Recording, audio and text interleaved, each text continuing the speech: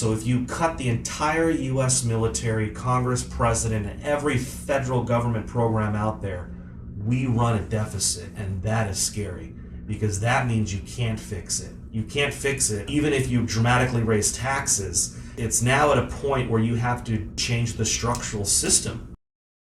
As a responsible person with growing concerns for your privacy and personal liberty, you want to know where we're headed and what you can do about it. We ask the experts what you need to do to take prudent and responsible action to safeguard your family's wealth and well-being, and what basic first steps will help you to be aware and prepared. ReluctantPreppers.com.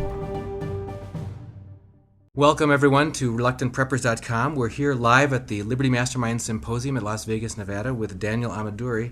Daniel is a self-made millionaire and serial entrepreneur. He's here to talk with us about his story of how he foresaw the storm clouds brewing before the 2008 collapse, warned his family and friends, and what message he has for families today who have concerns about the direction things are heading and would like some words of wisdom on things that they should be paying more attention to. So welcome, Daniel. Thanks for having me on the show. So I was just alluding to a story that we were discussing just a few minutes ago about a lot of people were blindsided by the 2008 collapse. I know I was. I had a safe money market equivalent, cash equivalent fund where we were trying to stay protected from the volatility of the stock market. We'd stuck a lot of our money in this money market fund. And right after the 2008 collapse, our broker informed us that our account was frozen and we couldn't withdraw anything. And they said to give us more information. About 6 weeks later, we were told, maybe 12 weeks later, they'd have more information. Eventually, they told us we could get at half the money. Later, they told us 70% of the money we could get at. Eventually, 90%. We still haven't gotten able to get access to all of it because we found out behind the magic curtain that money market so-called cash equivalent fund was tied in with Lehman Brothers. When Lehman Brothers was collapsed, that was exposed, and we suffered losses we still haven't recovered completely from. So sometimes things aren't as safe as they appear to be on the surface, and that's some of what you saw before it ever happened, which is we saw it after it happened. Yeah. Well, I mean, I had it easy in 2007. I was doing real estate full time. So I was on the real estate, in the real estate market. I was literally flipping homes. I was on that TV show, Flip That House. So, I mean, I was in Southern California, and it was booming. You know, the houses, you know, didn't matter what you owned, it was making $10,000 to $20,000 a month just in appreciation. It was just nuts. And when I knew it was over was probably in 2006 when my wife, who was then my fiance, she was an Applebee's waitress. She had not graduated from college yet. And she was an Applebee's waitress making about $1,200 a month, and she purchased 2 homes at the same time. She did a double escrow in Southern California. Each home was for about $250,000. At that point in time, I knew it was done. It was over. And I started to sell some of my houses in 2006 and 2007, and then it was only further confirmation that it really was done because these homes would go so fast. And you'd list it for $400 and it would sell for $450. I mean, just the bidding wars. And then I saw these 1% negative amortization loans, and everything was zero down or 120 up to 125% financing. Interest only. Yeah, it just got crazy. Adjustable rate. Yeah, it got crazy. So I started to sell real estate. I started to buy puts on Countrywide Mortgage and a few of the other mortgage brokers. Not knowing, exactly what I was doing, just kind of buying long, way out there puts, and they actually ended up making a lot of money. About the Countrywide puts were about 1,400% return. I mean, like overnight. For those that's new to them, basically you were betting against that company stock going up. So yeah. You're taking a long-term position, saying, "I think it's going to go down." Yeah, I was making a bet. Now, I do also want to say, because I don't want to sound like I was just this genius out there. At the same point in time, I'm selling some houses and telling all my family to sell houses and get out of the stock market. Because I was young, of course, and my only experience was success, I was still buying some properties in Southern California, to which I did lose some money in the 2008 crisis. But when I was warning my family and friends, no one listened. I would be the guy who'd send you like 4 emails a day with news links and all that stuff, right. And no one cared. So then, not even my wife. So then I just finally started a YouTube channel. And YouTube was still relatively new. YouTube came out about 2006, so my YouTube channel started in 2008. So I was, about a year and a half into YouTube being around, but still no one was out there talking about this. And I made some big predictions about Lehman Brothers going under, AIG, Washington Mutual, Countrywide. I kind of just picked out the guys that, I would see every day in the mortgage market. I would know that Lehman Brothers was behind a lot of the lending. So I didn't have any kind of inside information. I just kind of looked at who was doing all the stupid stuff and said these guys are going away. And then I looked at the Dow Jones and I said, look at the mortgage companies. Look at what the percentage of they have in the market as far as the S&P 500. So I figured the Dow Jones was going to be around 8,000, and I put a date on it, and I totally got lucky. I said it was going to be the fall of 2008. The Dow was going to be around 8,000, and that was in March of 2008 when I said that. Well, in September, October of 2008, the Dow falls to 8,000. So I got lucky on the date. It could have been give or take a year, but it happened to fall right in line with that. And it takes a lot of guts when you see the exuberance and the overbidding and the overconfidence and everybody getting lucky at the same time. And you said, your fiance at the time, or waitress being able to buy 2 houses and that sort of thing. You realize it takes a lot to not get caught up in that herd mentality and to go with the flow, and everybody's doing it, and can't you see now we're smarter and we're better, faster, stronger. But to be able to see this can't go on. But you're right, the timing of that is difficult to predict, because a lot of people figure, well, okay, even if I have a gut feeling that things aren't as rosy as they seem, even if I have a gut feeling that there's this hollow bubble that everything's being inflated by, maybe it'll double again before it pops. So betting against it can seem like people don't want to suffer crushing reversals by saying I'm gonna stake my family's nest egg in something that's going to be essentially taking a position against that if it's still going to double up again, just because as long as the music keeps going, the musical chairs keep the dance keeps going. Yeah. So how do you find that the courage? And you said you don't find it from waiting for all your friends and acquaintances and family to validate your position. You've got to have that inner conviction and to take action on it.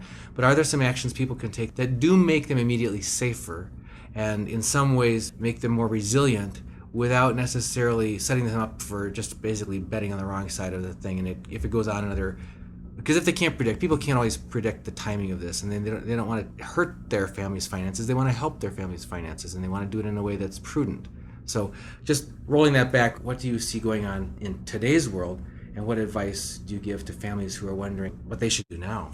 Well, mathematically, it's easy to see that things are dramatically worse as far as the numbers than they were in 2007. If you look at as a percentage of somebody's income going to the mortgage payment, to the new mortgage payments that are being issued, it's actually higher than it was in 06. Now, of course, the prices aren't going to go up to 06 levels, which is what most people will measure it by. But it can't, because the interest-only loan, the 1% amortization, the stated income loan, those are gone. So then we got to look at, well, what percentage of somebody's income is going towards the mortgage payment, and it's higher than it was in 2006.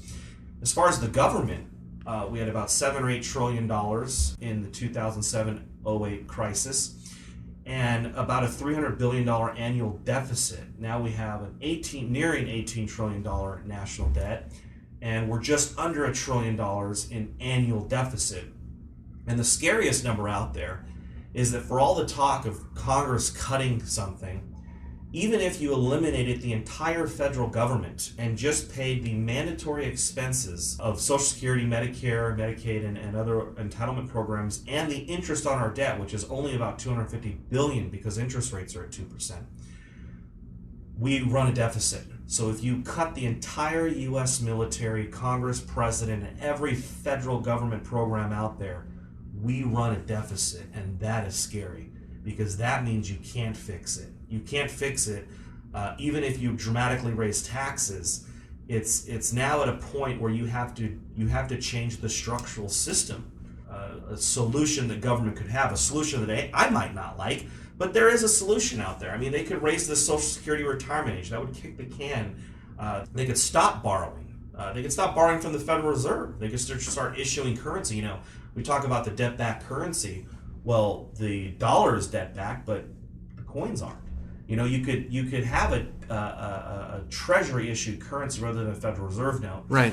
But I mean, that's kind of getting into a complicated conversation. So just circling back to what you were saying as far as families. Look, it's easy to see that things are worse. It's easy to see what's going on with your friends and neighbors, and we all hear the stories about people graduating with college with all this debt and they're not getting the good jobs. So that we can see as far as what they can do to protect themselves. Well, the first thing I would say, and I'm going to repeat the words of a mentor of mine, Rick Rule of Sprout Asset Management, is that inevitability does not mean imminent. Yes, it's really bad, but it's been actually on this course since the 70s, 80s, and 90s, and now here we are in 2014. I would have thought the whole thing would have collapsed in 09 or 2010, but here we are in 2014.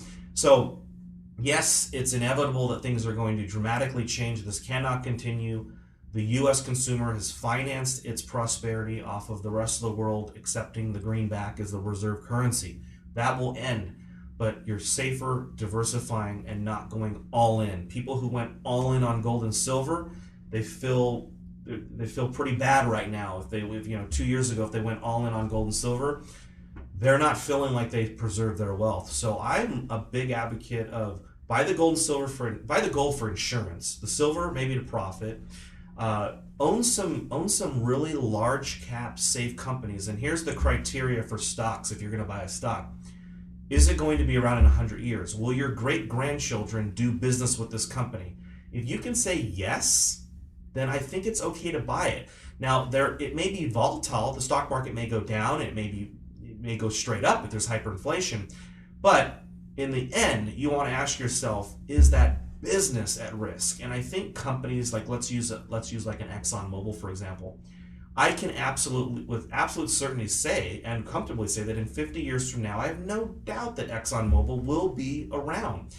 And people will say, well, what if the dollar collapses? Okay, well, the dollar is just the measuring stick. The business is the real value. So whatever the new currency is, whatever they change it to, or if we price it in euros or Bitcoin or whatever it is, ExxonMobil, the business, is going to be around. So safe stocks, gold and silver for insurance, possibly some residential real estate. It's a hard asset. It's made up of cement, lumber, manpower, copper, and silver, and it pays a dividend. So I like diversifying in hard assets and real things and companies that you know are going to be around. So that's some pretty solid advice for someone who's weathered and helped guide other people through the 2008 collapse and come out well yourself and looking ahead.